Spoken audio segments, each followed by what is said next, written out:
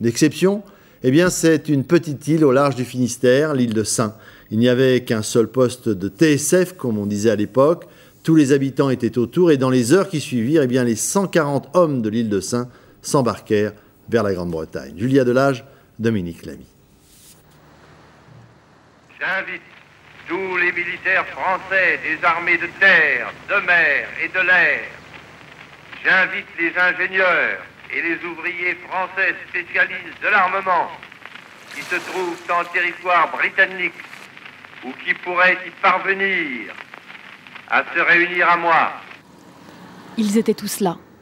Tous les habitants de l'île de Saint réunis comme chaque jour devant l'unique petit poste de radio de l'hôtel de l'Océan. Une voix inconnue qui résonne dans toute l'île. En ce 18 juin 40, après la débâcle de la France, ce général de Gaulle refuse encore de parler de défaite. Kletschewer avait 18 ans. Comme tous ses camarades, il décide de répondre à cet appel. Si on serait resté à la maison, qu'est-ce que ça serait devenu, hein? On serait resté faire des... Comme il y en a qui ont été obligés de travailler, ça, faut pas dire, pour avoir quelque chose à manger. Faire des casse-battes pour les Allemands.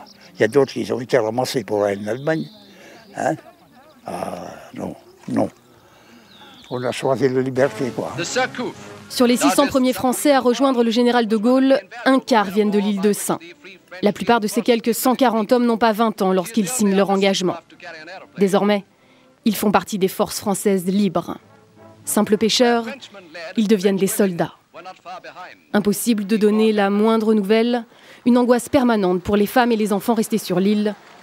À peine adolescentes, ces 3 sœurs se souviennent. C'était triste, tout le monde pleurait. Hein. C'était émouvant, quoi. Surtout qu'on ne savait pas s'ils allaient revenir. Et plus rien, plus de... C'était une longue traversée, les hommes malgré tout. Non plus en mer, les parents n'avaient plus d'argent, les mamans n'avaient plus d'argent, plus rien. Ça, c'était vraiment la misère.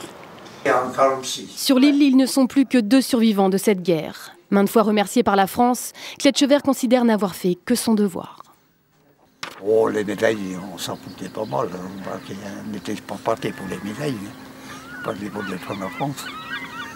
Surtout en étant jeune comme on était, quoi. Mais malgré tout ça, on avait hâte que la guerre finisse. On était fatigué.